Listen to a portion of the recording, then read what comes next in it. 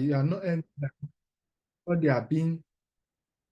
You are not envied by what they achieve. If they are higher than you, it gives you joy because you love them naturally. It's a love does not parade itself, it does not behave itself rudely, it does not speak of its own, it's not provoke, it does not seek evil, it does not reject in iniquity, but rejects in the truth. It rejects what? In the truth. It bear all things, believe all things, hope in all things, endure all things. Love never fail. Though there may be prophecy, though there may be in speaking in tongues, though there be word of knowledge, everything will fail. But it said what? Love never fail. But whether there be prophecy, they will fail. Whether there be tongues, they will cease. Whether there be knowledge, it will vanish away. For we know in part and prophesy in part. But when that which is perfect has come, that which is part will be done away. He said, when I was a child, I spake like a child, I understood like a child, I talked like a child. But when I became an adult, I put away what? Childish thing, because you now understand love in different dimensions. You now understand the dynamics of love, the length, the breadth, the height. And the highest part of love is what? The sacrifice. That's what God makes us to understand in the book of John 3:16 says, for God so loved his world, I gave his only begotten son. The highest dimension of love is sacrifice. That whosoever believe in him will not perish, but have what? Everlasting life. Because he brought Jesus to sacrifice his life for us, that we will have what? Eternal life. He said, when I was a child, which I have quoted, I spake as a child, I understood like a child, I thought like a child. But when I became a man, I put away childish things. For now, we see in a mirror dimly, but when we are faced, now that now I know in part, but when I shall know just as I also am known. And now abide what? Faith, hope, and love. And these three are the greatest. But the greatest of these three, the faith, hope, and love, what is love? And this Bible is making us to admit us at this moment that we should love unconditionally. No matter in a world full of hatred, we can see what? We can still show love. Let me give us a story that I heard long ago. I think it was in a white country. This neighbor one always pour the debris, whether in Africa or the Middle East, I've forgotten. He always pour debris to the other neighbor side. So the neighbor have caught her on several occasions, but she didn't listen. She continued to repeat that same act every time. How can you wake up, maybe things you use in cooking, everything, splash it to your neighbors, and you know that's not your environment. So this other neighbor that usually splash debris and faces to her neighbor was sick. The other neighbor have not seen her for some time. She was admitted in hospital. So after some time, they told her she went to inquire about her neighbor that normally pour faces and everything, splash water to her environment. They said she has been in hospital for long. So this woman took flour and you know, just like by the time people exchanging flour, when you go out yesterday, he went to see that neighbor. And that neighbor said, if everybody should come, you are the only one I did not expect to come. If though nobody came to visit her, but you are the only one coming to visit, to pay me a visit now in this condition. Despite all the wrong things I have done to you by pouring different debris, spaces, and the rest. No, the woman said no. From all those water, those debris and everything you have splashed to my compound, that's why I was able to make this flower. What is she trying to admit that in a world of hatred, we should show love? So that woman started crying and said, so all those things that are meant for evil, it was actually for my good. And God, you did not do it for evil, but you make it for good for me. So in a world like this, if we are loving, love does not mean we should not chastise. Love does not mean we should not correct. Say, God, for who God the Lord loveth, it chastises. I remember when I just came to Canada, my niece, I was too strict to her. So the other brother that came, we were in my brother's house. He said he loved that one. He doesn't love Brad Lambert. Brad Lambert is too strict. I hate him. I hate Brad Lambert. So me, I always, once I wake up in the morning, I tell that before you come downstairs, brush your teeth. If I see any mess on the floor, you must pick it. So one day, she told me, say, Uncle, you are the best uncle. I love you. So I was watching the environment, she had make a mess. He said, no, say I love you because I put her in the right direction. I put her to always do the right things. So if you love someone, always put them in check to always do the right thing because you want to see them at the top. At every time, you are not only glorifying yourself, you're only defining what love in a real text. You are bringing the definition of love. Thank you. I think my time has elapsed.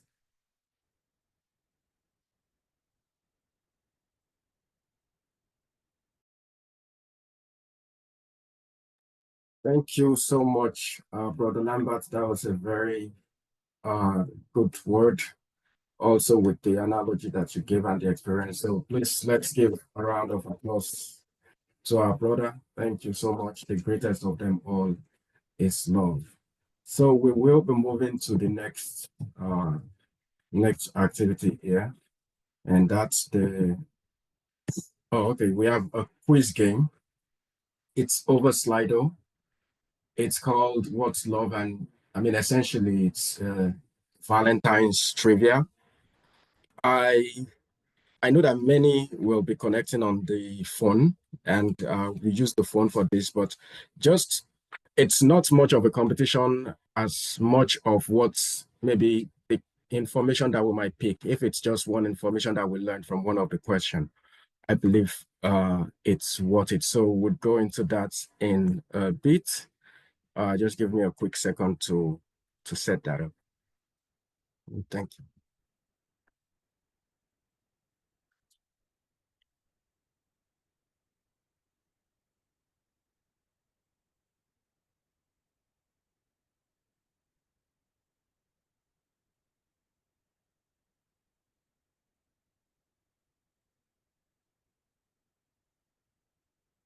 Okay.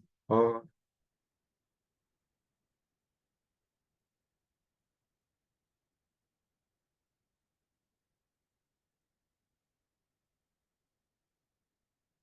right. Let me pull this over there.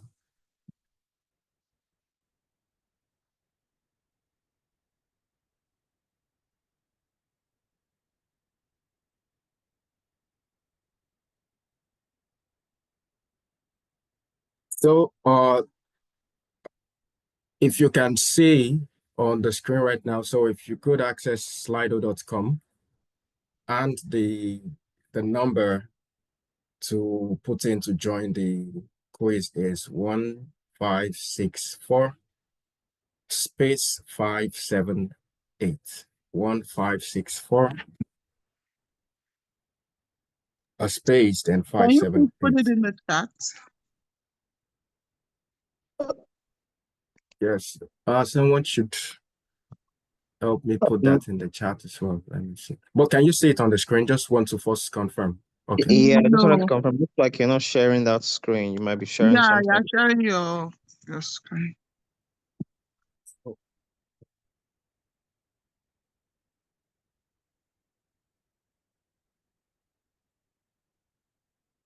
All right. Okay. Thanks. I think I got the right. Go. So we have it now, right? Yes.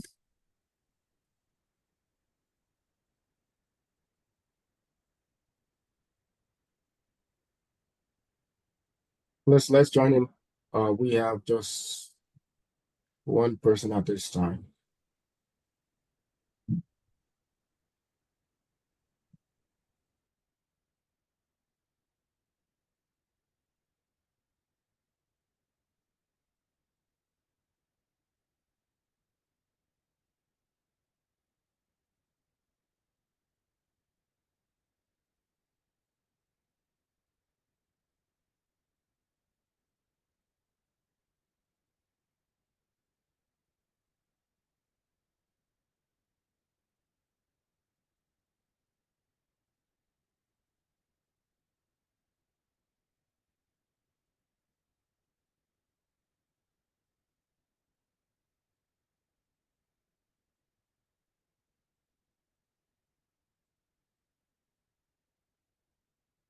Please join in.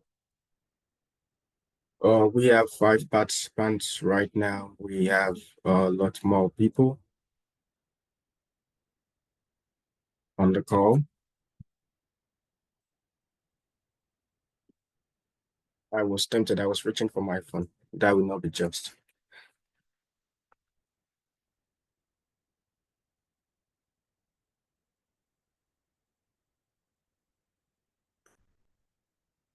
Okay, just 1 more minute so we do not overshoot the time for our speaker.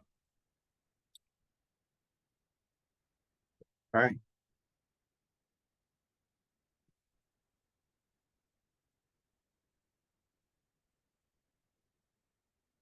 So is any other person still looking to join or having any challenge with it before we start in a bit? Yes, I can't put space. I can't see space in my keyboard. Yeah, I don't know. Can you scan the QR code? You don't need If to put it's on the space. I same did it phone. without space. I put space. Brother Femi, what did you say? You don't need to put space. I did it without space. When Oh, I okay. did that, it didn't work, to be honest. I don't know. Let me see if it's not working. You guys can go ahead. Okay.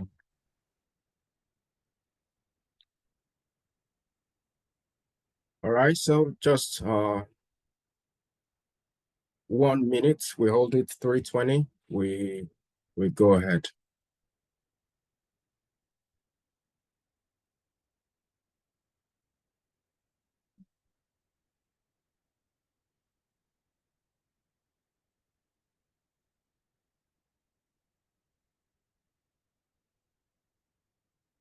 Brother God's will, any luck?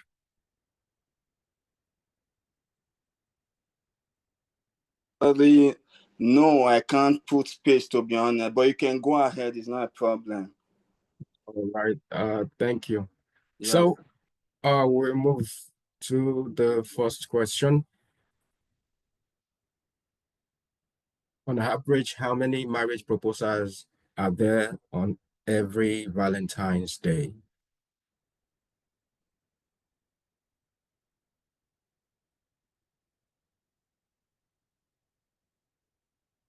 All right, it says 220,000. Okay, we'll go to the next question.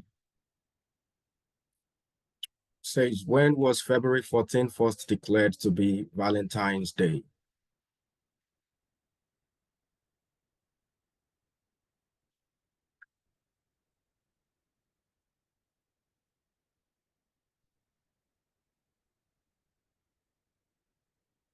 Okay, nobody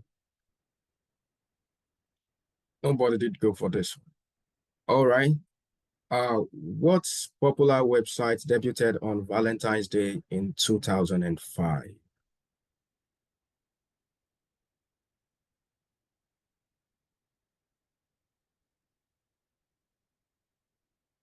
Okay,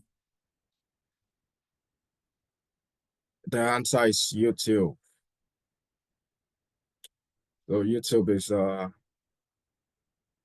is 20 years. That's correct. Okay. All right. How many heart-shaped boxes of chocolates are typically sold each Valentine's Day?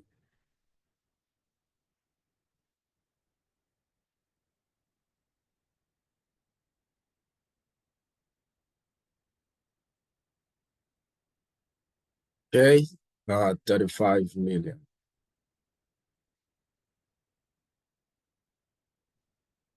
In the movie Titanic, what's the name of Rose necklace?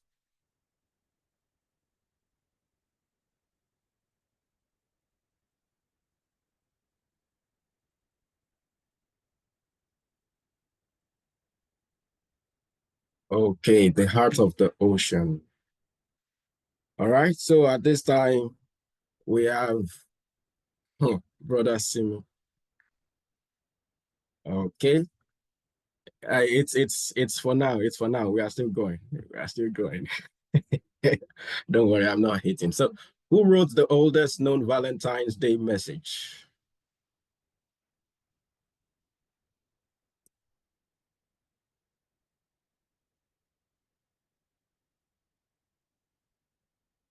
Okay, the Duke of Orleans. What brain chemical is known as the cuddle or love hormone?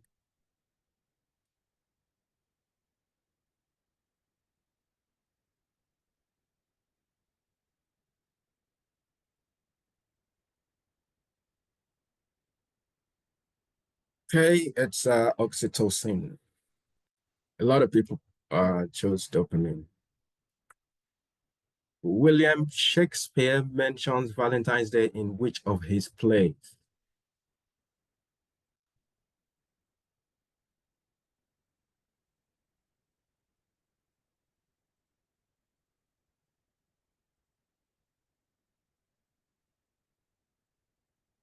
All right, the correct answer is Hamlet.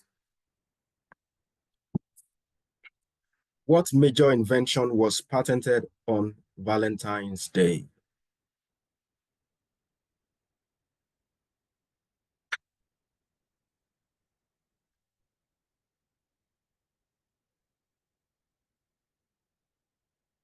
All right. It's the telephone was patented on Valentine's Day. About how many roses are sent for Valentine's Day each year?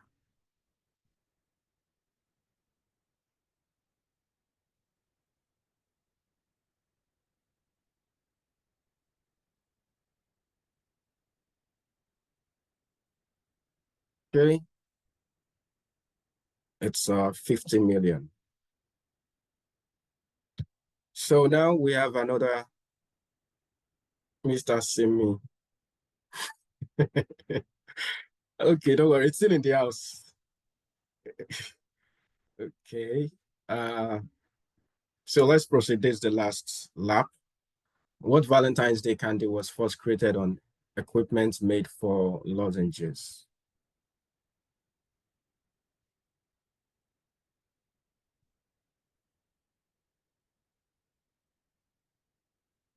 Okay. The answer is sweethearts. And kissing increases most people's heart rate to how many beats per minute?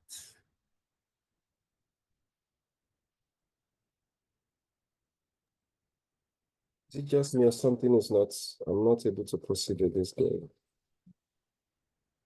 Oh, what happened? Oh, No, it's in my Okay. detractors. I don't know. So at least 110 heartbeats per minute. They have Are you still hacked able my to catch phone. up, brother Simi? I hope you're not using it to, They have hacked my phone or is it because you dropped to number 4? now. No kidding. So according to the National Confectioners Association, how many cocoa beans does it take to make a pound of chocolates?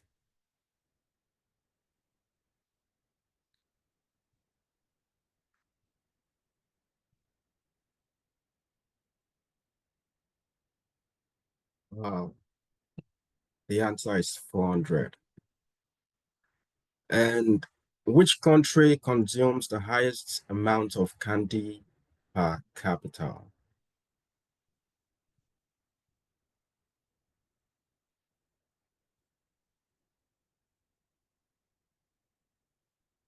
Okay, that's Germany. And I believe this should be, the next question should be our last question.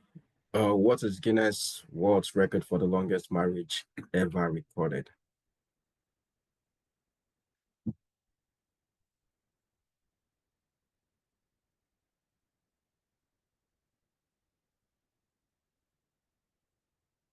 Okay, it's 6 years, 290 days. Oh, my Deacon. There we have it. Thanks all for participating. I hope you learned something.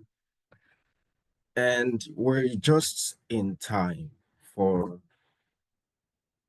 the session for today. Please give me a moment to just share.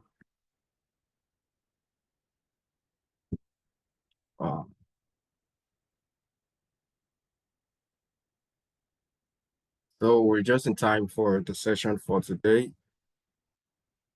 And let me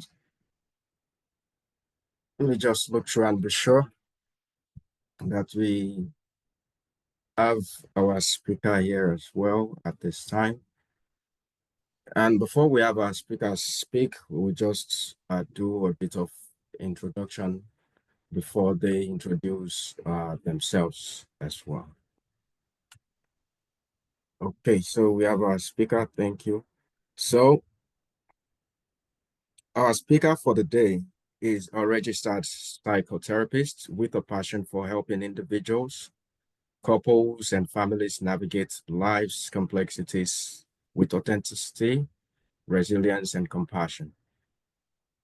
She specializes in working with clients from diverse backgrounds and identities, providing a safe, non-judgmental space to explore issues related to racial identity, mental health, neurodivergence, parenting, and relationships.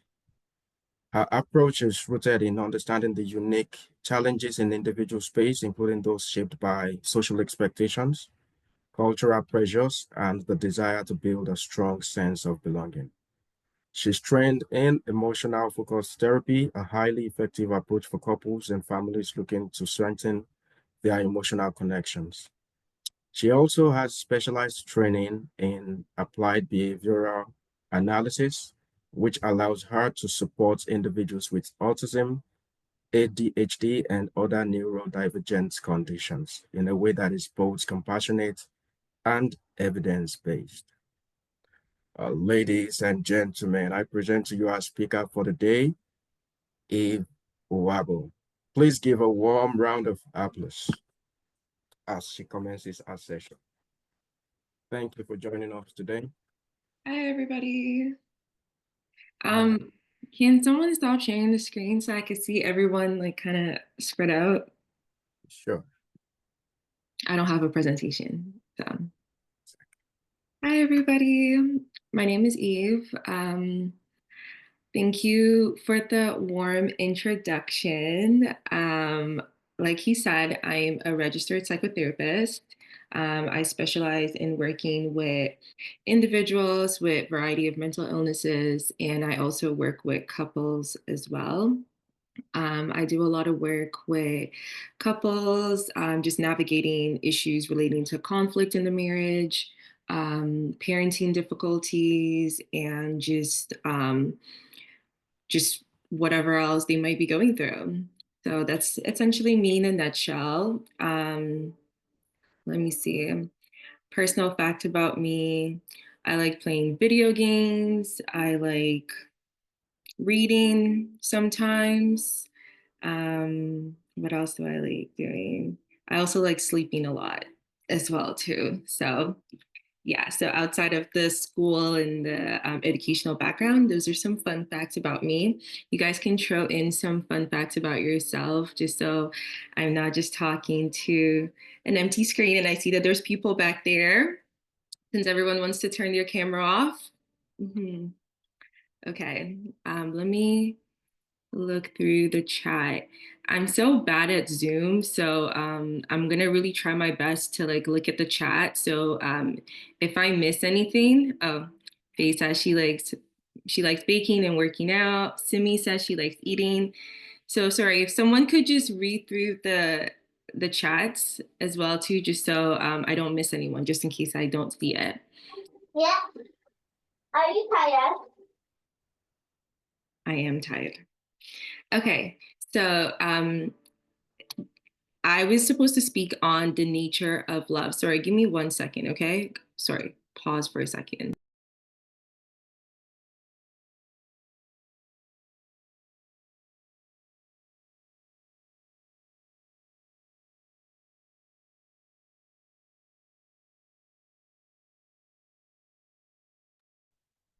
Okay, sorry, I'm back. Okay, so I was supposed to speak on the nature of love.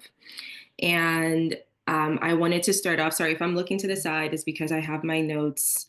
I was trying to have my notes on the side as well too. So if I look to the side, that's what I'm doing.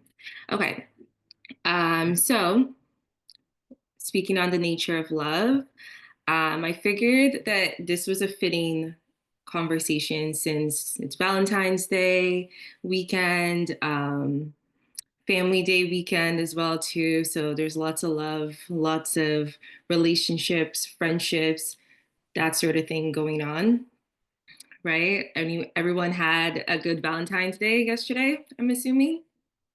You can turn your mic on if you want to say something, or you can just show it in the chat as well too. But okay, so I figured this was a fitting topic to talk about since, with the Valentine's Day and the Family Day holiday and everything.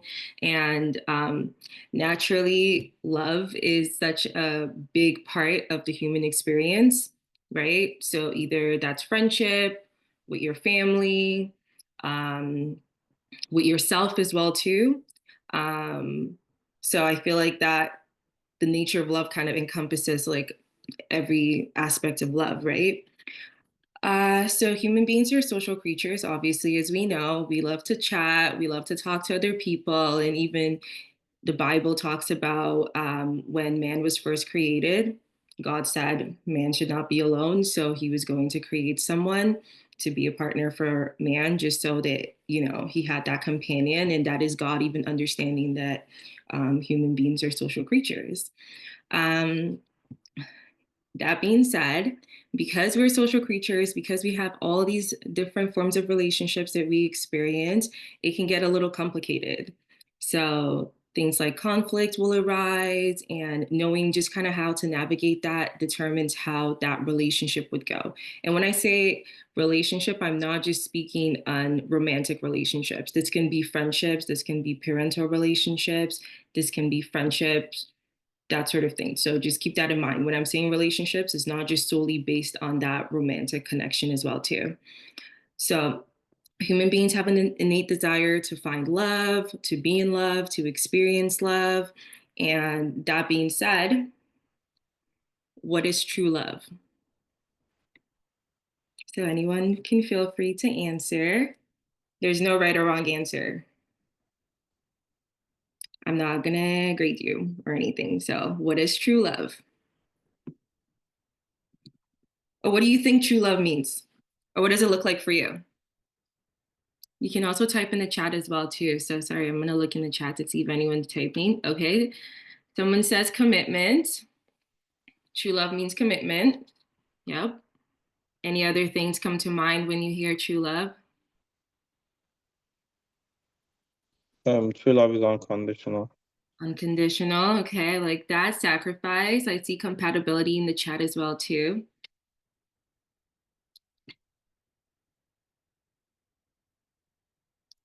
Anybody else? True love. Perseverance. I love that. Okay, so I'm going to try out a definition that I have here for true love. And I also see honesty in the chat as well, too. Perfect. So true love is genuine, enduring affection marked by mutual respect, trust, and commitment. It's about fully accepting each other's flaws and growing together, prioritizing each other's happiness and well-being. So even from that definition, some of the words that you guys threw in there, so compatibility, commitment, that was in the definition that I just provided for true love. Will everyone agree that that sounds about right for true love, that definition? Anyone agree with that definition or had something contrary? Good. Okay, awesome. Okay, so one of our very first encounters with true love or experiencing true love is with who? Who would you say would be your very first experience with true love? Okay, I see some chat saying parents. Anybody else? It appears to be scrambling. I don't know if that's from here. Pardon me? Sorry, say that again. I missed that.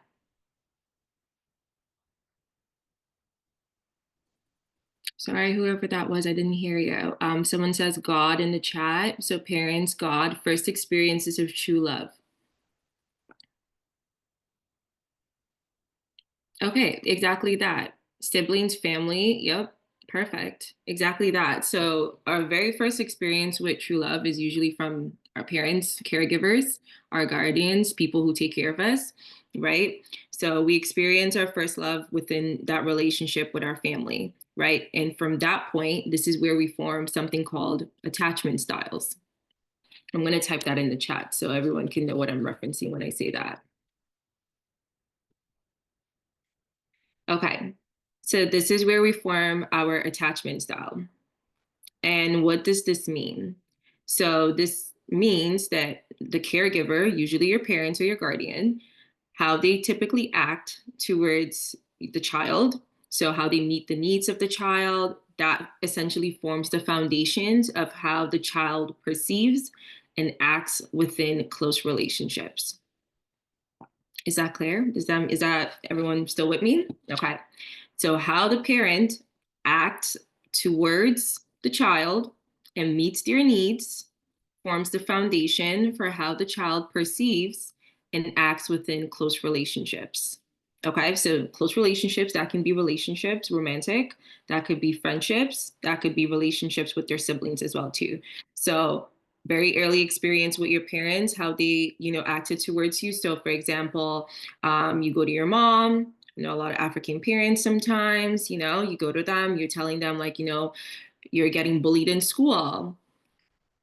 Your mom says, don't worry about that. Focus on your books. Focus on school. That's not why we sent you to school. You should focus on your school. Or, they say that's not a big deal, or they dismiss those things, right?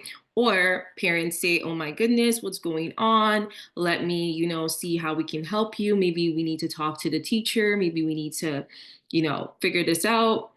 Those kind of things, that's what I want you guys to think about, right? So when the child needs some kind of help, how the parent responds to them, either that is for food, it could be something as simple as food, right? Like, okay, let's say when it comes to eating a lot of food, right? Like as kids, I don't know about you guys, but when I was a kid, I ate a lot. I was constantly eating. So if your parents were the type of people who constantly provided you food all the time and would, reinforce, good things with food and stuff like that too. So think about that as well too. So it can be even down to like the simplest interactions with your parents, right? So how they responded to your needs, right? Were they the type to yell at you? Were they the type to criticize you? Were they the type to provide you all the time with what you're needing, right? And so that starts to have an effect on how you as a person start to ask for things, how you start to view how things are given to you, how you also give things back to people. And it could be even as small as just like your temperament as well too. Like, are you quick to anger? Are you, easily upset? Like those type of things. We get those characteristics for the most part from our early interactions with our parents, right? So essentially our parents are to blame for everything. I'm just kidding. Don't say that. I'm just joking. But essentially, yeah, so those interactions are super important because they go on to shape how we start to, relate with ourselves and other people. So that's why I thought that this was a very fitting conversation for us to have, right? Because Valentine's Day, family, right? It's all just a huge process that affects us in some way, right? So how we view love, how we experience love, how we give love, it's all related to how we interpreted the love that we received from our families. Okay. The reason for this is that a child is dependent on their parents and caregivers and will usually seek comfort, so soothing and support from your family.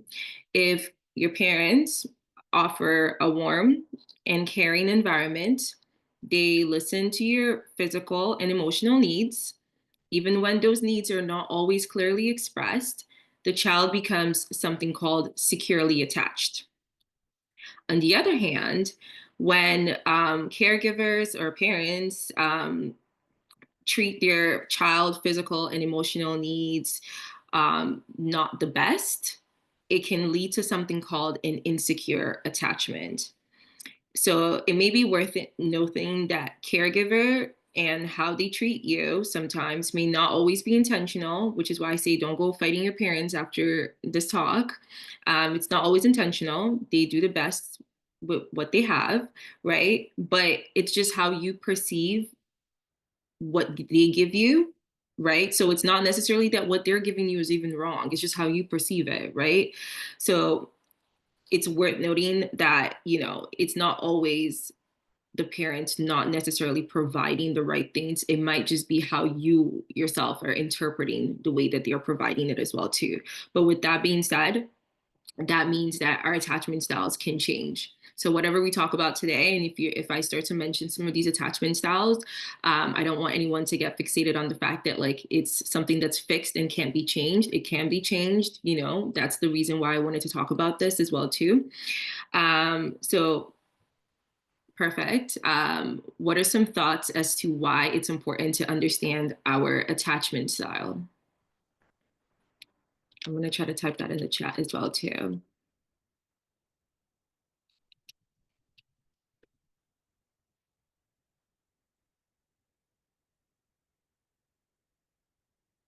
Based on what I've just spoken about, right?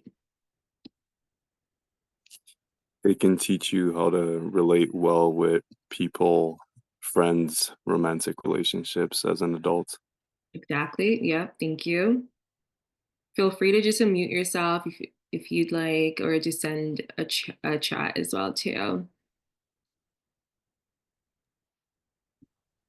I think it will help you to understand how someone might be behaving, so it helps you to treat them or help them.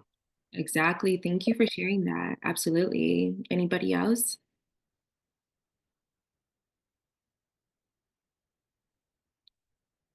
I think one of the biggest ones for me when I was first learning and training on how to support individuals with different attachment styles was developing self-love, right? So when you understand like how you interpret, how you experience love, how you receive love, right? That is a form of knowledge for yourself that aids your self-awareness about who you are, right? So exactly, someone in the chat just said it might help you understand why you react and view things the way that you do, right? Which is a great form of self-love, right? So under this umbrella of the nature of love, we're talking about not just loving one another, but also loving ourselves as well too.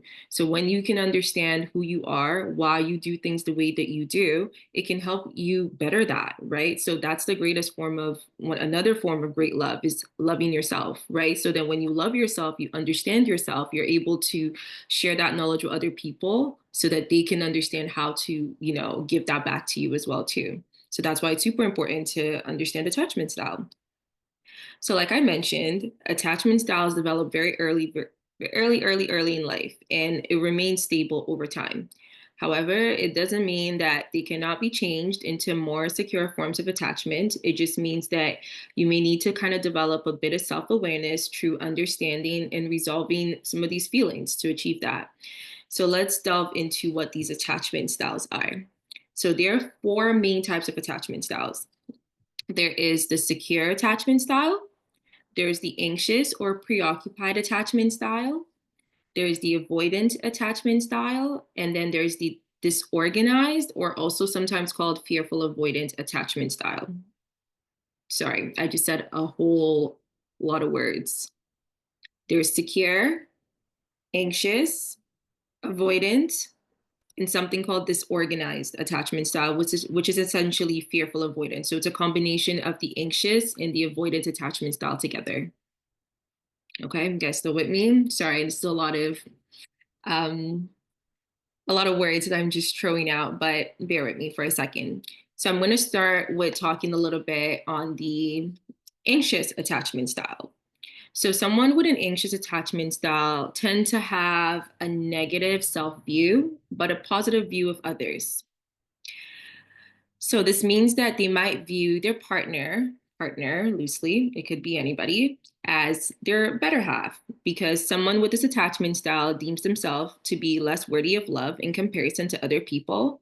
The thought of living without their partner or being alone causes high levels of anxiety for them.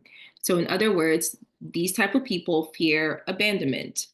To raise this fear of abandonment, people with anxious attachment style strongly desire security within relationships. They desire attention, care, and responsiveness from their partner. And that tends to be the remedy for that anxious feeling that they feel inside, right? They're deeply afraid of abandonment, deeply afraid of being rejected by the other person, right? So in order to kind of achieve that, in order to kind of calm down that anxiety, they, want that security from their partner, right? On the other hand, the perceived absence of support and intimacy can lead someone with an anxious attachment style to become more clinging, demanding, preoccupied with the relationship, and so desperate for reassurance that so that they can feel secure again, right? People with this attachment style value their relationships highly, but are often hypervigilant towards them, right? Because they're super anxious, they value that relationship, but they tend to kind of look for ways in which the relationship might fall apart just because they're super afraid of being abandoned. Is this kind of clear to everybody? This making sense? Okay, so this is someone with an anxious attachment style. Okay. Anybody want to guess what an avoidant attachment style might look like?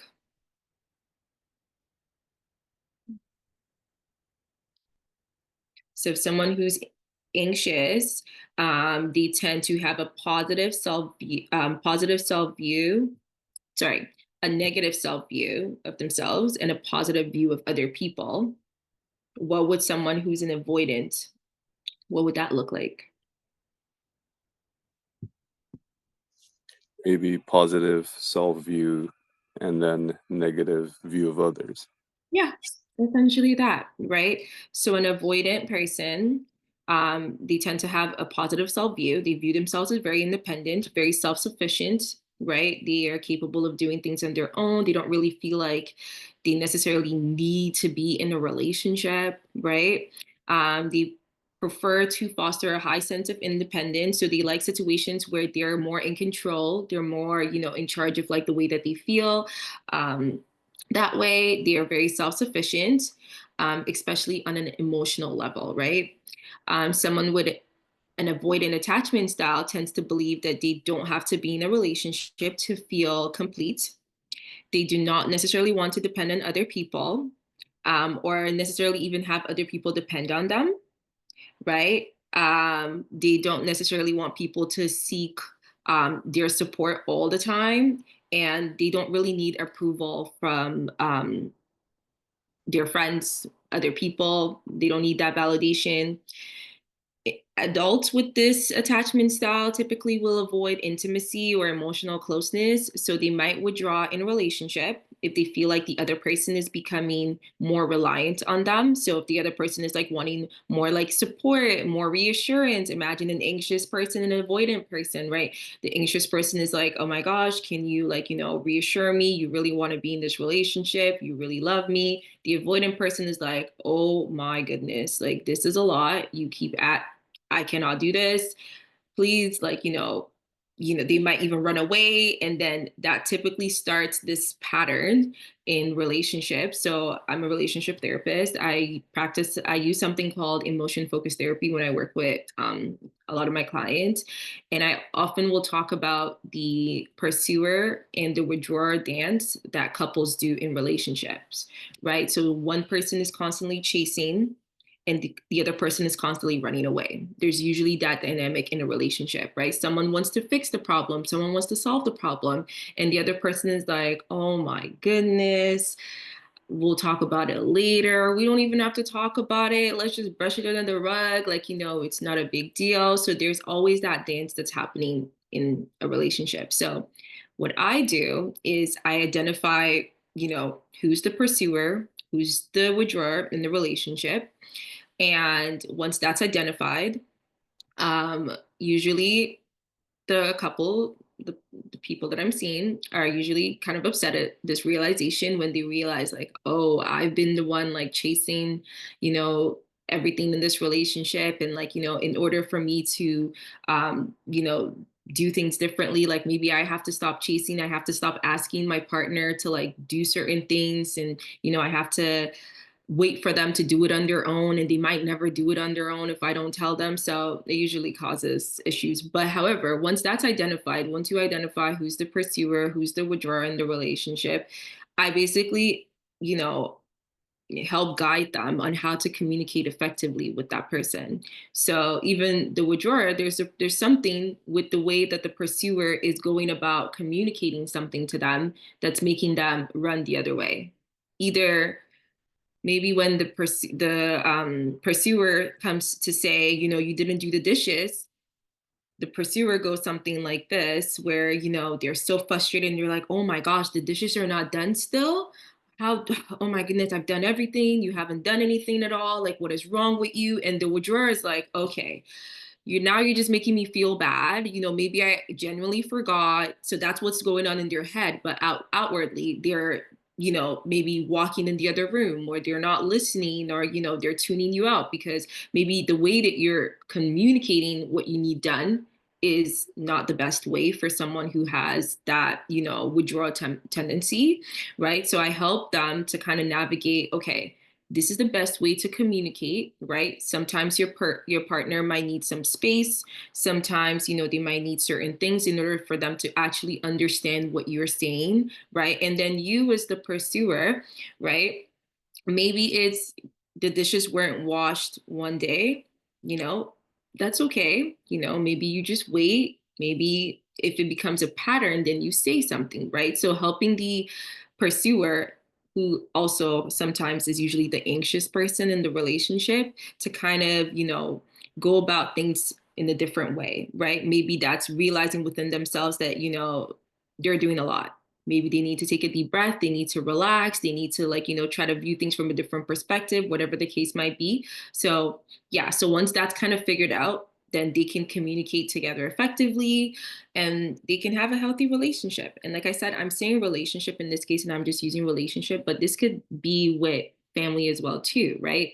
Like even parents' relationship, your mom's constantly coming at you saying, you know, you're not doing this, you're not doing that. And then you find yourself maybe rolling your eyes. It's hard for you to even now want to do the things that your mom's telling you to do because she's just yelled at you, or she's just, you know, come at you in a way that, you know, you couldn't even actually get up to do the thing that she wanted you to do, right? So this could just extend to like just outside of just romantic relationships as well too. It could be with your family, your friends as well. Okay, so that's a little segue on that. Any questions, any thoughts about what I'm saying so far? I feel like I'm talking so much. Any thoughts? Anybody want to say anything about anxious avoidance? Any experiences? Anybody want to talk about maybe if they are an anxious person or an avoidant person? This, by the way, there's nothing wrong with either of these patterns at all.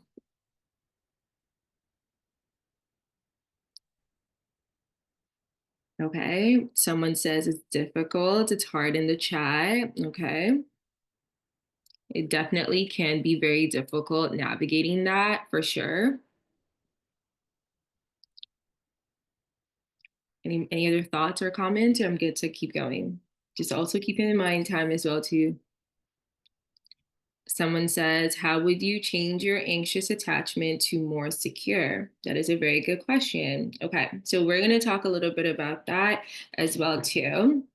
But so I've only mentioned 2 attachment styles so far. So I've done anxious and I've done avoidant.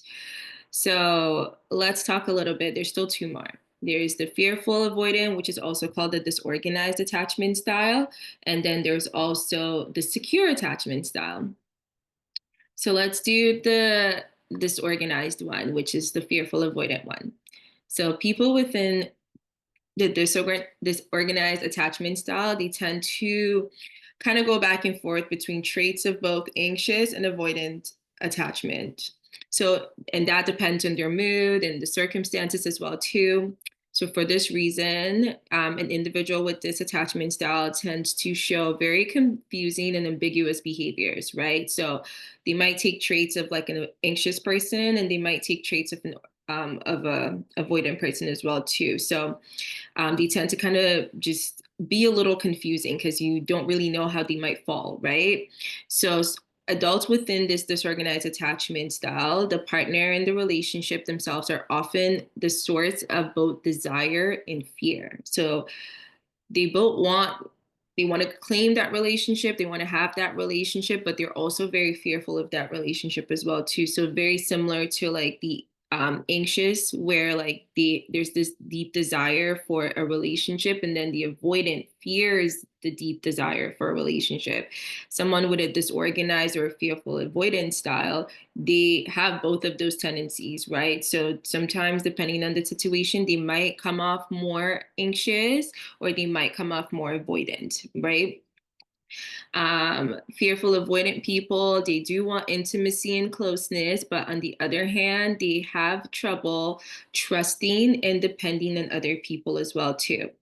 So people within this attachment style often struggle with identifying and regulating their own emotions just because it can be so confusing having to kind of navigate both of these emotions that sometimes come up, right? So they have difficulties kind of managing their emotions sometimes, as well as um, they have an intense fear of getting hurt as well too. So you still see the fear of abandonment that's very similar in someone who has an anxious attachment style still presenting itself in someone who has a disorganized slash fearful avoidant attachment style. Okay. So before I go into the secure attachment style, any thoughts, any questions about these things? Yeah, I have a question. Mhm. Is there a natural, I guess, timeline for how long someone who has an anxious or avoidant style attachment can last in a relationship marriage before it sort of gets self-destructive, I guess? That's a very, very good question. Yes.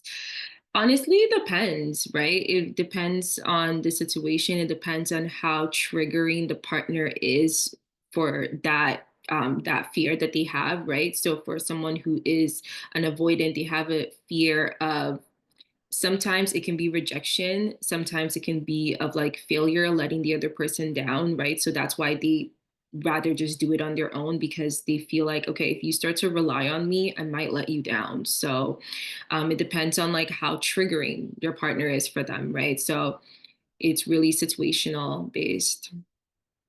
But that was a very good question. Any other questions about the attachment styles that we've touched on? So anxious, avoidant, and the disorganized attachment style.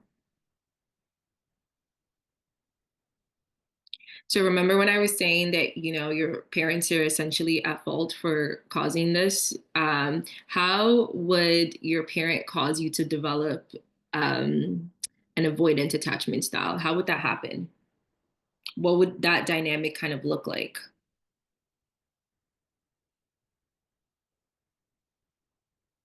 I'm just gonna mute myself. I'm gonna take a drink of water.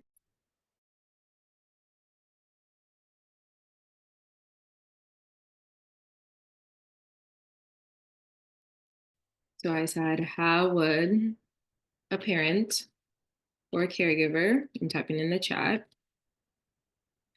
cause you, well, not you, but cause a person to develop an anxious attachment style? What would be present in that environment for that attachment style to develop in the first place? So an anxious attachment style is someone who has a negative self-view on themselves, but a positive self-view for others,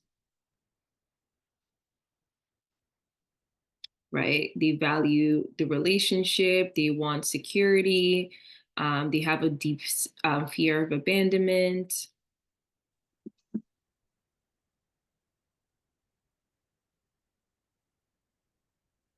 Any thoughts? I guess I can take a guess. There's no wrong answer at all.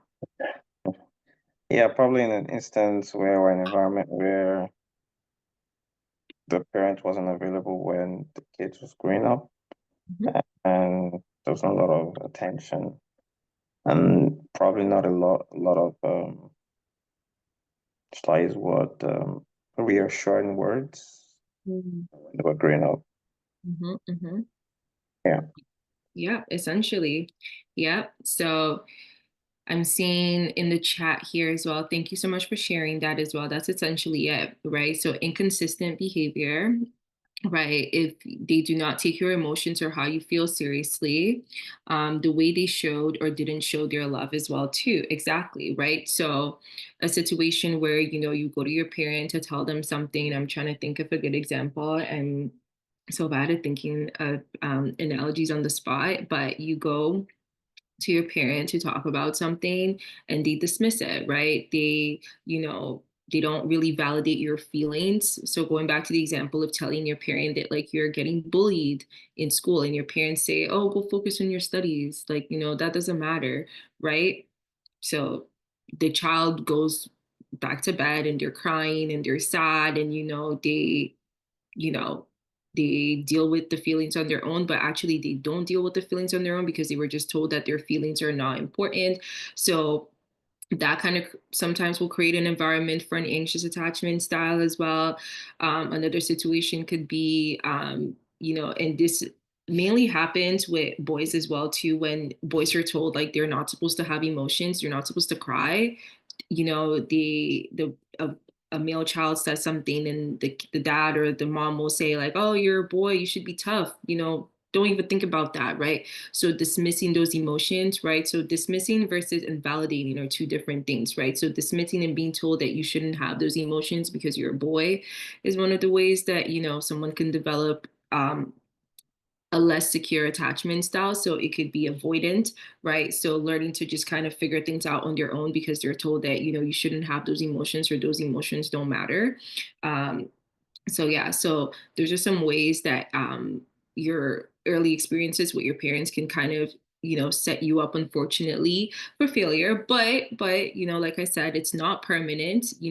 The once you kind of realize like, okay, so these are the things that kind of happen, these are the reasons why I might react these ways, there are ways that you can go about developing a more secure attachment style.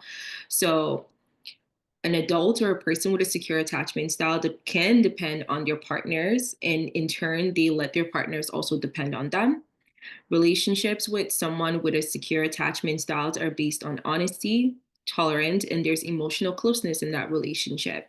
So although that this person who's secure will thrive in a relationship, they also thrive on their own as well too. They don't fear being on their own. So if a relationship is not working out, a friendship is not working out, they're okay to say, you know what, this is not for me, I'm going to walk away. Versus someone with an anxious attachment style, the relationship is not working out, they might internalize that and see it as a fear of like, oh my goodness, this person is leaving me, I don't want them to leave me, I want them to stay with me and be with me, and all that kind of stuff can come up. Someone with an avoidant attachment style might view it as, you know what, this relationship is difficult, I don't need this, I'm fine on my own, right? So someone with a secure attachment style are able to kind of recognize like, okay, you know what, this relationship is good, it works for me, things are healthy, I'm good to be in it. Or, you know what, this relationship is actually not healthy, I'm actually better on my own, right? Um, Secure attachers tend to have a positive view of themselves and others, so they do not overly seek approval or attention from other people. They can successfully identify their emotions, and they can even help their partners identify and identify their emotions and regulate their emotions. So something called co-regulation as well too is very common and possible in people who are in healthy, secure relationships where you and your partner can both co-regulate each other, and that just means like you guys are regulating your emotions at the same time for each other, which is a very good thing in the therapy world when you see that, right? So it's usually dysregulation and then co-regulation, and then obviously regulating your own emotions by yourself, right? So dysregulation is when your emotions are just kind of all over the place. And then co-regulation is when there's someone involved helping you to kind of regulate your emotion as well too. And you regulating your emotion, in turn regulating their emotions for them as well too. Okay. Any thoughts, any questions about someone with a secure attachment style? Yeah, is it possible to develop a secure attachment style in the context of parents who were dismissive or avoidant slash anxious? Like, does it always have to impart that phenotype in you, or could you have parents who are very different from you in terms of attachment style? Yeah, that's a very good question. Yes, it is possible. It's possible, but it's very rare that that happens, right? So usually, maybe the first experiences that you might have might maybe lean towards more anxious or avoidance, depending on kind of where you fall in your experiences with your parents. But maybe through self-awareness, if that self-awareness comes earlier on, for some people it comes later, right? For if it comes earlier on, you're able to kind of say, okay, you know what? This and this, these are the things that I need to do. So it just depends on where, when you actually like are able to achieve that self-awareness for yourself, right? Hope that answers that question, but that's a very good question. Okay. So someone had asked in the chat, how essentially can you heal your insecure or your anxious avoidance style? How can you heal those attachment style? How can you lean to a more secure attachment style? The first thing is self-awareness, right? So once you're actually kind of aware of where you fall and what those patterns that you sometimes might exhibit, what they might look like, then that's the first step, right? And there's lots of online quizzes and like online like tests that you can do that will ask you like a series of questions in order to determine your attachment style. So it's very important to kind of be aware of where you fall, like, and so those questions, some of them are very they can be very in depth, and some of them can just be like a few like questions that you can ask and give you like a rough idea. And then even just maybe by me talking about this, some of you might already be kind of thinking and saying, "Ooh, I kind of lean a little bit more anxious," or like, you know, "Oh, actually, I'm kind of sounding a little avoidant," right? So there are tests that you can do to kind of, you know, get that clarification for yourself. Another thing is learning to sit with uncomfortable emotions. So uncomfortable emotions are obviously emotions that literally make you uncomfortable, right? So for someone who's anxious, that fear of abandonment comes up, right? Where you're, you know, like, oh my gosh, my partner is going to leave me. You're getting these thoughts, you're getting anxious rather than doing something, right? Like going to ask them a million times, hey, like, you know, can you like tell me you're not going to leave me? Can we fix this? Can we do this? Sitting with that uncomfortable feeling of not knowing.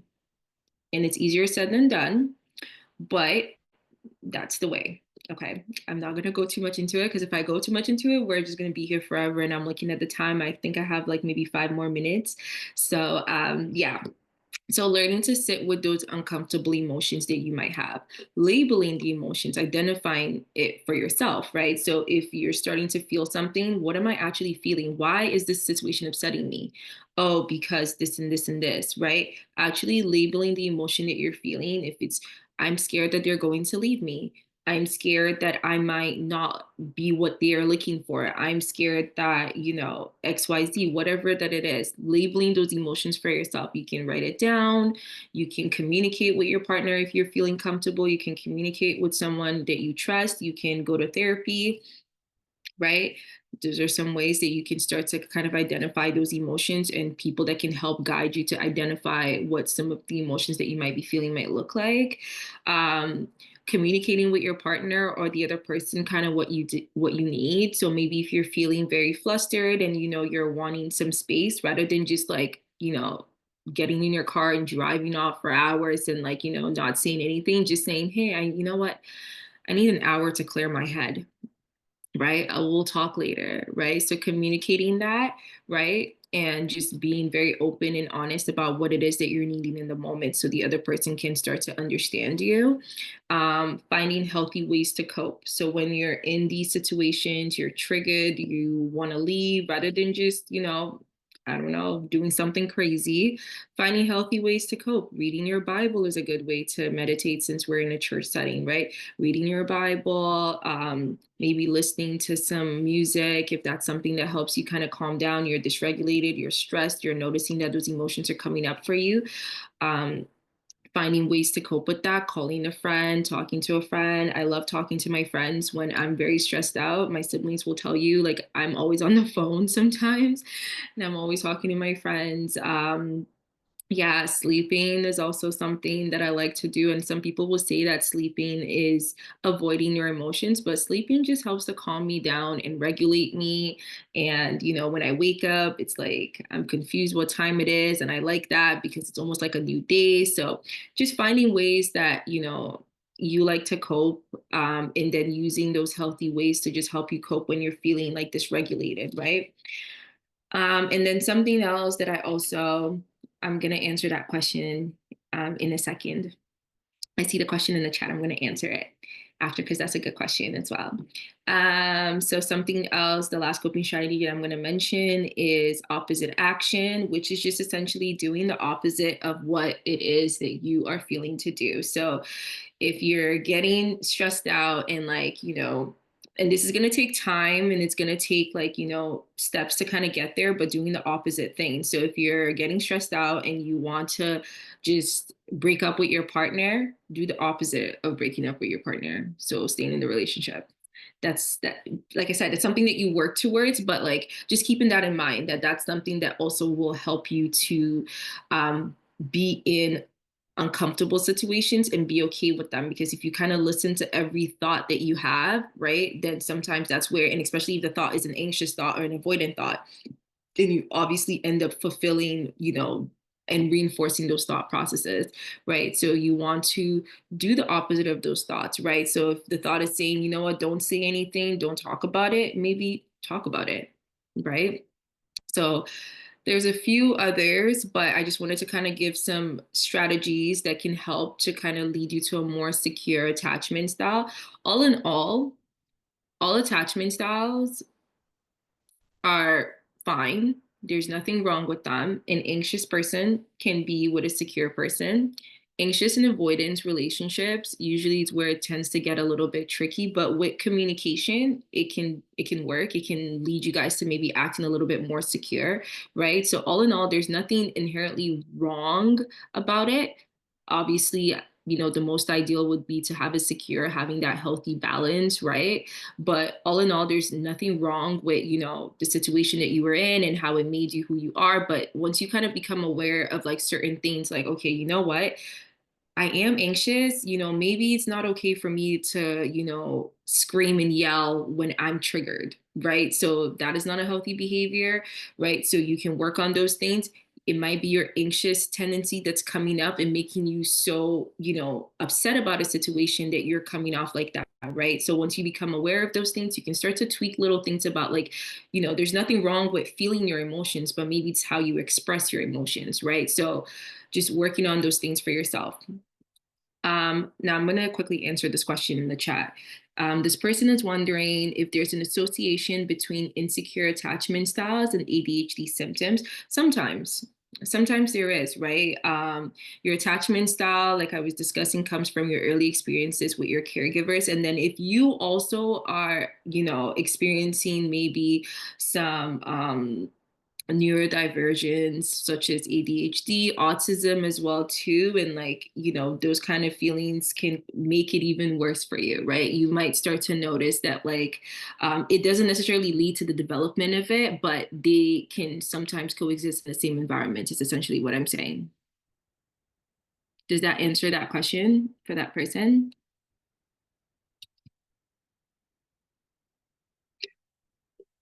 Awesome.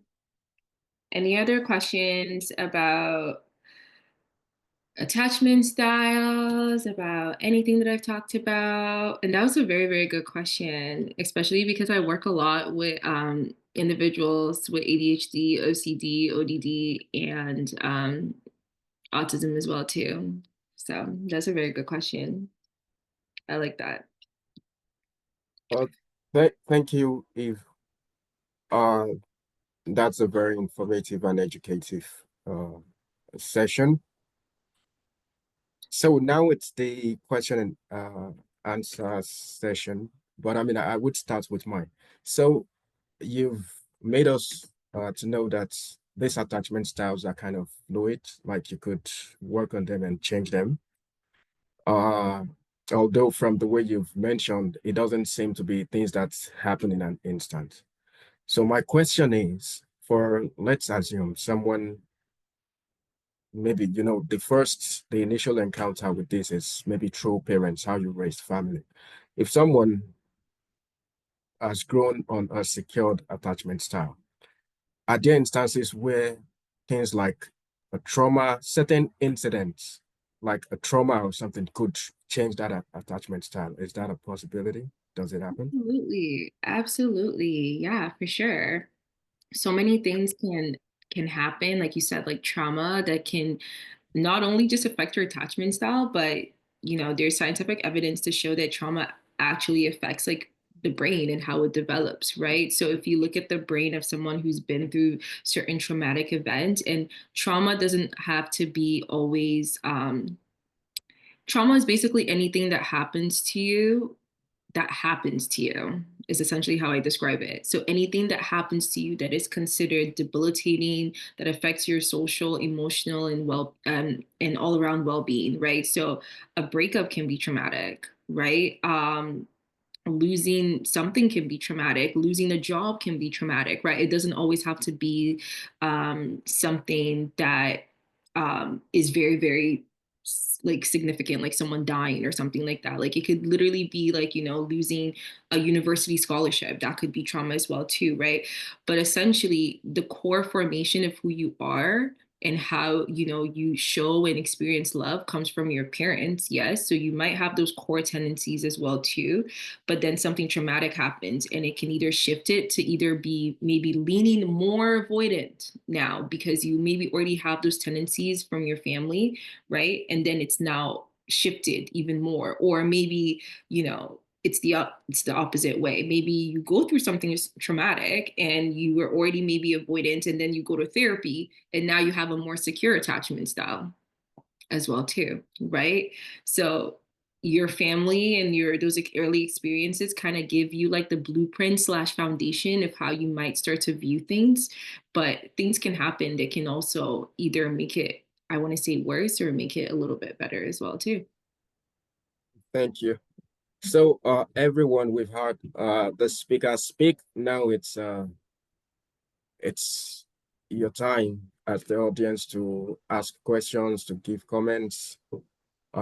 Please ask away. And you could type it in the chat as well. So you're telling me I didn't need to be asking every minute of the day if people had questions? There's going to be, okay, got it. Awesome. I didn't know that. So maybe everyone was just being quiet and waiting, and now they're going to ask the questions. Okay, awesome. I believe they were digesting all that information. Exactly. So now it's time to ask. Yeah, thanks Let's go ahead. for sharing with us. I'm interested in how, if you can, provide more context around how you can develop kids that are more secured. Yeah, especially when they are still, smaller, 5, 6, 4, that type of thing. What are the things that we can do to help them feel more, to grow up to become secured people? Sorry, let me clarify your question. Are you asking so how you can create an environment so that, other people around you can develop a secure attachment style? So for example, kids around you, is that what you're saying? Yes, but I'm just very specific about kids. How do I raise my kids to become secure? I guess that's the same thing. That's such a good question. I love that question. I love working with children. So yeah, okay. So validating their emotions, right? So like big, small emotions, right? Explaining what emotions are to them, right?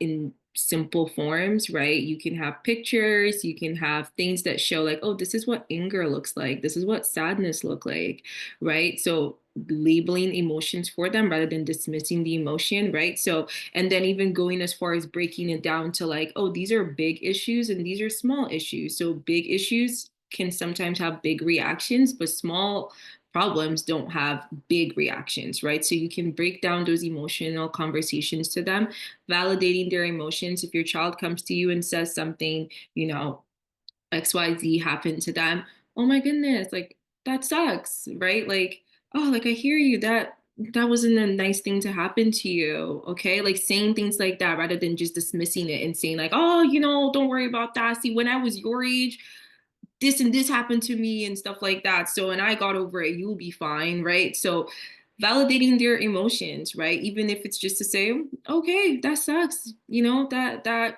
shouldn't have happened, but you know what, like, this and this. So I'm not saying that you can't, tell them like solutions and stuff like that, but the first step is just validating that emotion, like accepting the fact that they're having this emotion, right? So that shows them that, okay, it's okay for me to feel like this, it's okay for me to have um, these feelings, and it makes them happy within themselves and secure within themselves. And then, that promotes that self-love within themselves, so they don't go searching for validation from other people to validate their feelings and tell them that, oh, your feelings matter, because you've shown them that, oh yeah, you can have these feelings and, you'll be okay and you can resolve it. And like, if you tell somebody, in a healthy way, they will also tell you that, oh, everything is going to be okay too. And they'll validate your emotions. So it kind of creates that, like, that good flow, right, that you're wanting, right, versus the other parts that I've mentioned.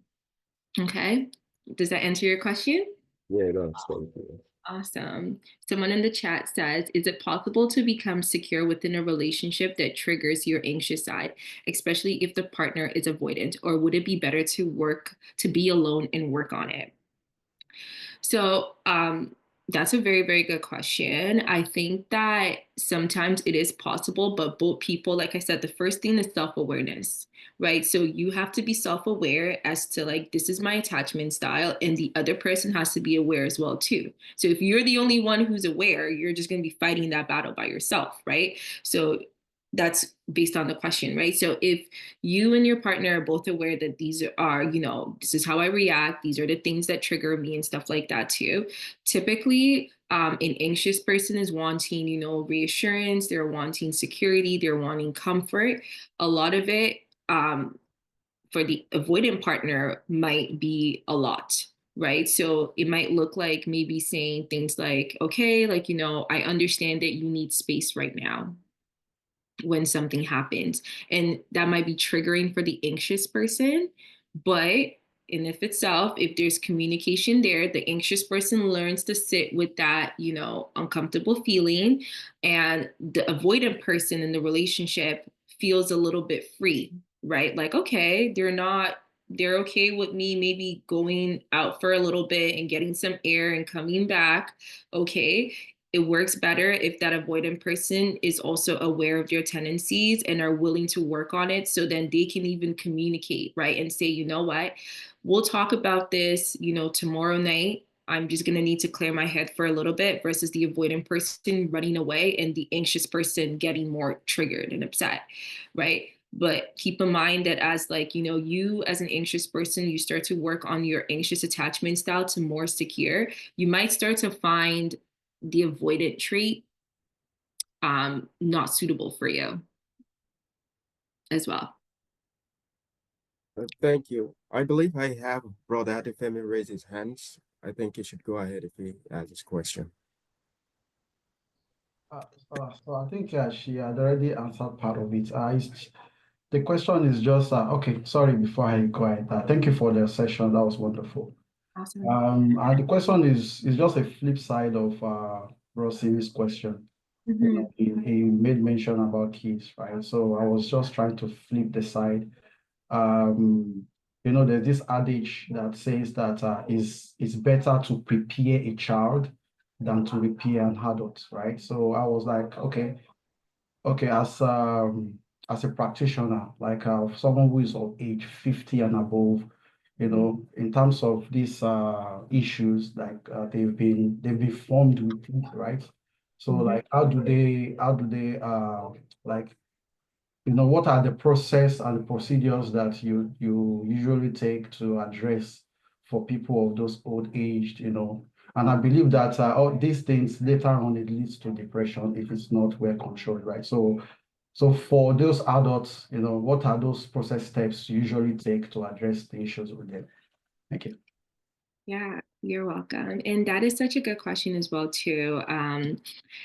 I think it's the same process, unfortunately. Like I wish like for older adults there was like a shorter cut, and then for like younger, like no, it's the same process. The first step is just self-awareness, right? It takes time. Just like I think someone mentioned, like all the processes take time. It takes time, right? So once you become aware of it and you start actually taking conscious effort to do things differently. So you recognize your pattern, you say, okay, I'm an anxious person. And when I'm anxious, these are the things that I usually do. Okay. Once you note those things, these are the things that a secure person would do. And you take steps to actually start working towards doing those things. So, for example, an anxious person maybe wants to call their partner or like, wants to, they react with their emotions all the time. Maybe, you know what? 9 out of 10 times, maybe if you look at it in the past, 9 out of 10 times you were reacting, but then you start making the conscious effort to say, oh, okay, you know what? Let me pause. Let me take a step back. Let me, reflect on this, and maybe it goes down to maybe 8 out of 10 times you're reacting, maybe 7 out of 10 times you're reacting, right? So it takes time to start to get to that place where you're, maybe leaning a little bit more secure.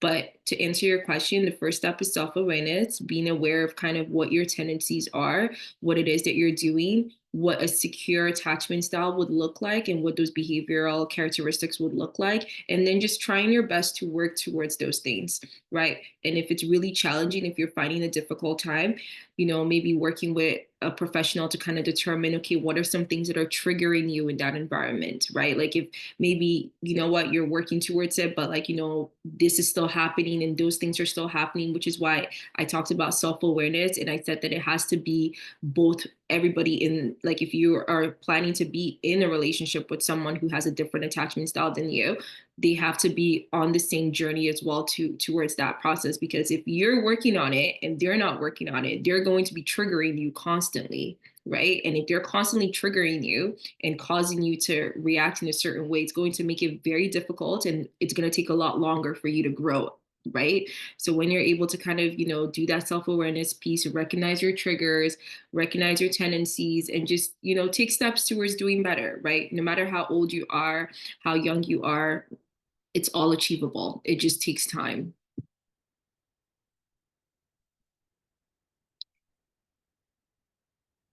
Awesome. Thank you. Thank you for that. Do we have any other question?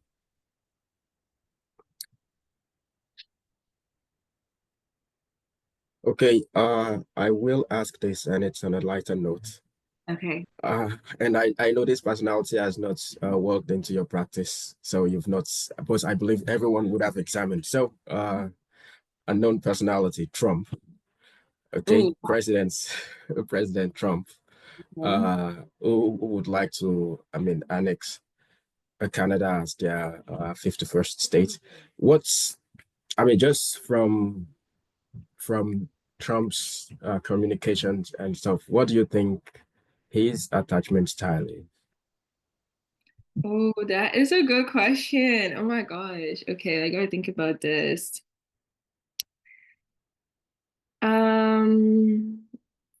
I feel like he might lean a little bit towards like, I don't know, like I feel like I'd have to get more information. Like I'd have to get more information. I don't know too much about Trump and how he was raised, but I believe he was raised like very, very strict Christian upbringing. And I feel like he might lean a little bit towards like the avoidant attachment style. I think it's a confusion. Pardon? It's one that is the mix of the avoidance and the insecure. Oh, okay. Yeah, that could be very possible as well too. Yeah, I could see that. Yeah, Sorry, somebody is there any attachment type called over secure? over secure. What would an over secure attachment style look like? Certainly not Trump. Is a Trump advocate, just FYI. So Oh, he's a Trump advocate? I know where that's going. Oh, okay. We gotta chat more because there's Yeah, some I see some comments, some response in the chat. So someone is confused. Why are you confused? And someone said, ha ha ha. Well, Why are you I think the meant Trump is very confused. Oh, yeah. Trump is very confused. Yeah. I could see that as well too. Yeah, I agree with you, Simi, when you said he could have maybe a little bit of both as well too. That could very well be possible. Yeah, someone said avoidance. Someone said secure. Okay, yep. Trump is very confused. Okay, yep, I hear you for sure. Mm-hmm.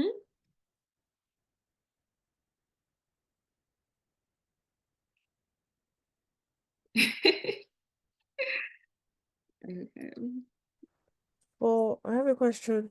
Yes. For people that want to sort of find out what their style is, Mhm. do you have any resource you want to recommend? I know you said we Absolutely. can check online, but do you know any really good ones that you think people can use to explore what their style is? Absolutely, yes. Let me just put I will put it in the chat in a second. Let me just find it on my device here. But yes, I'm gonna share that.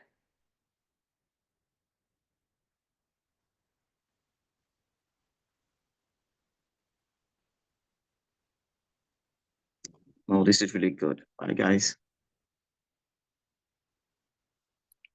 Yay, thank you. Here. I want to share this.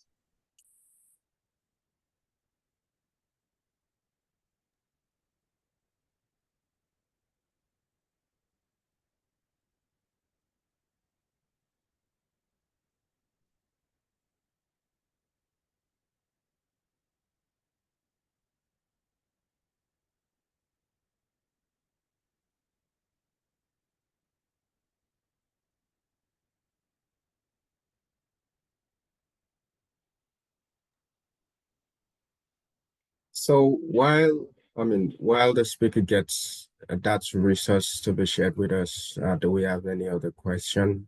Does anyone have a question? So we could queue it up. Okay, I think I have another one. Yes, Is please it go ahead. possible for someone to have different attachment styles based on different relationships? So your relationship with friends, your relationship with maybe your spouse or your parents, is it possible for someone to exhibit different kind of styles or not? Yeah, that's a good question. Absolutely. Yeah, absolutely. But it wouldn't be secure though.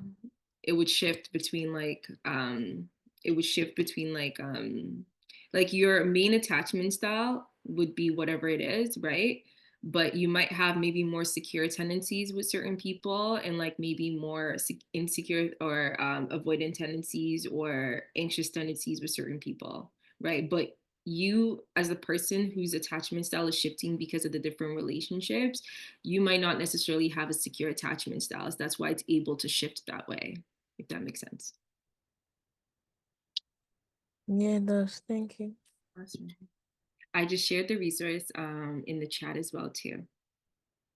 I believe that is like a free attachment style quiz that you can take.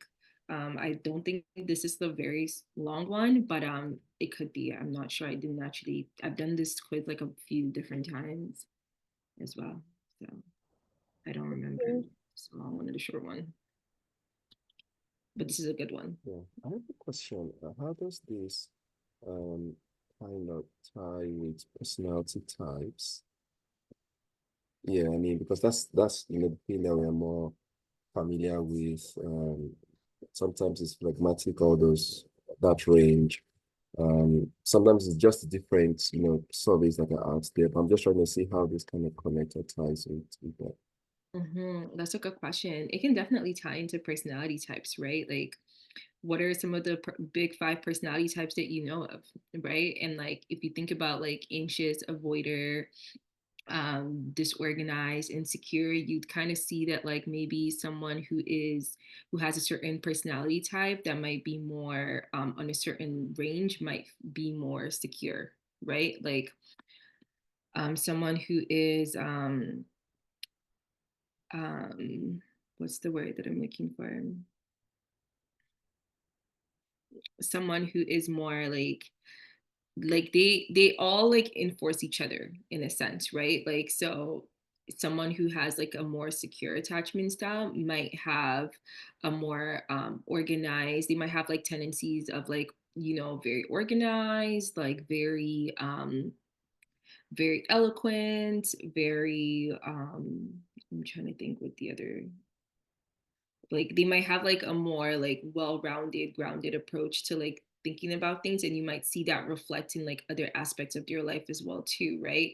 Versus like someone who might be more anxious, maybe might be more withdrawn at times as well too, right? You might notice like, you know, that they inform each other as well too, right? But it all like is all a process about like understanding yourself better, and they all help to kind of help you understand yourself. So if you're more like obviously having an anxious attachment style, and you have this fear, like, you know, you value relationships with other people a lot more and all these things, so you might maybe be a little bit extroverted sometimes as well too, right? Because you want to have like connections with people, versus maybe someone who's an avoider sometimes might be more introverted. And sometimes it can even be the flip side as well too, where like someone who is an avoidant might be more extroverted, because they can have multiple relationships with multiple people, and like it's just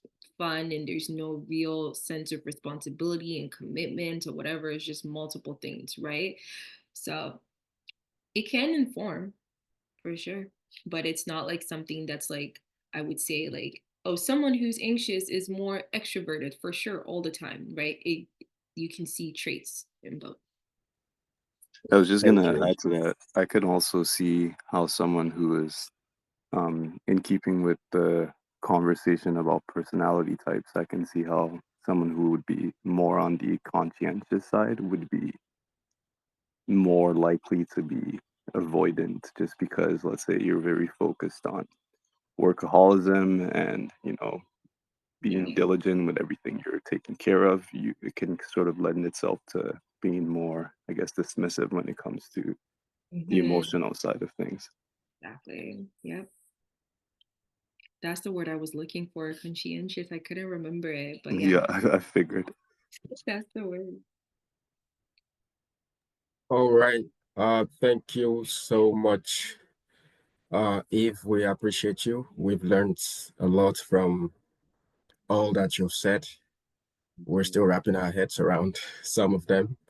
And thanks for the resource. We would also provide this resource within our WhatsApp group, so that if we have those who are not here, they could, because this is recorded as well, so they could both watch and they could use this resource to also analyze themselves. Thank you. We appreciate you. And I believe I'm speaking for everyone that this has been a good presentation. So please, we give a round of applause to you. And we hope to also have you back sometimes. I mean, we would discuss that. We really appreciate you.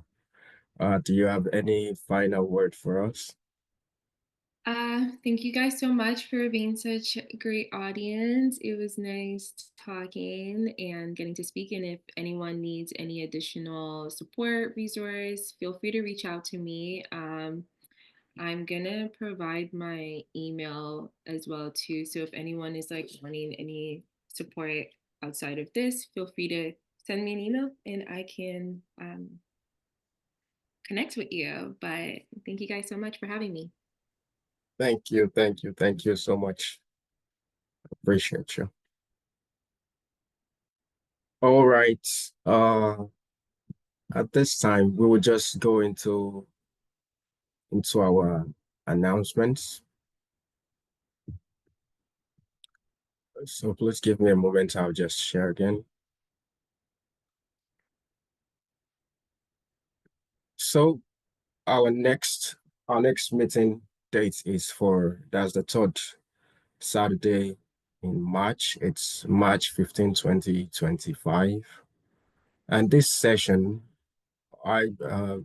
we said this at the end of the past year when we were just speaking about the plan for this year, that for each of the quarters, we would have a worship and prayer session. So this session would be a worship and prayer session. And we really pray that the weather would be permitting so that we could gather again. I know we had one last year and it was a very good session. So we would have another one. And March 15, Saturday, March 15, please mark your calendars and try to be there and tell someone. Also, we are open to suggestions of any form, maybe in our operation, suggestion of maybe speakers that's leads on speakers on topics.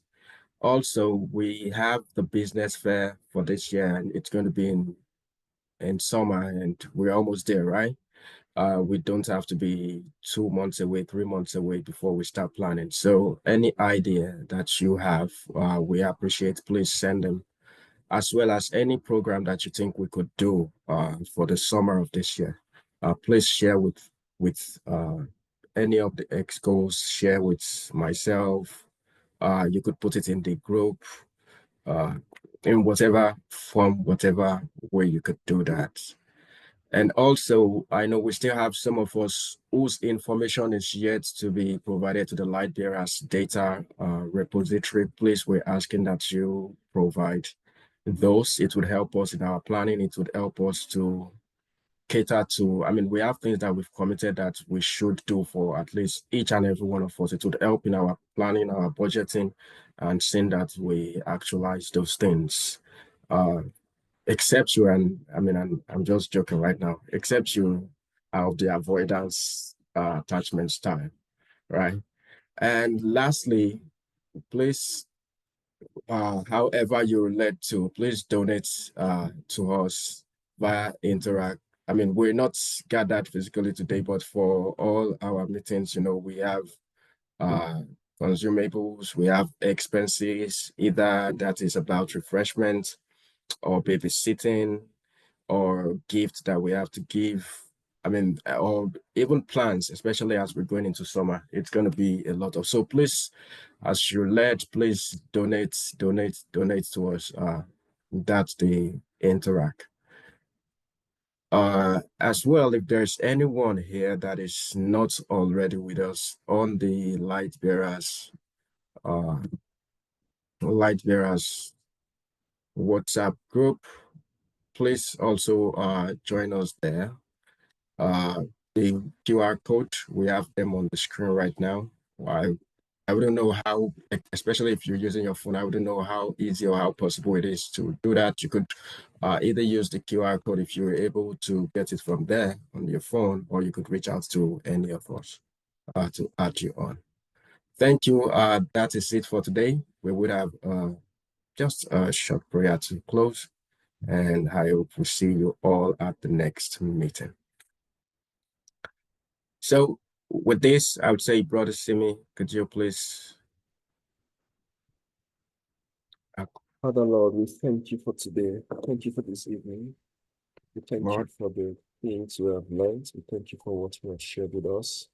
We return all the glory to you. We thank you for the success of today's gathering. We pray that this will benefit us.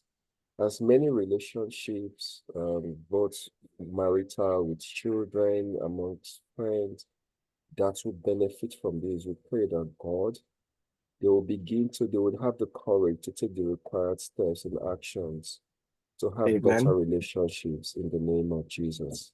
We return all the glory to you, Heavenly Father. For in Jesus' name we have prayed. Amen. Thank you, everyone. I appreciate you. Thank you. Bye. Thank you. Bye, everyone. Bye. Bye, K. Where is the menu?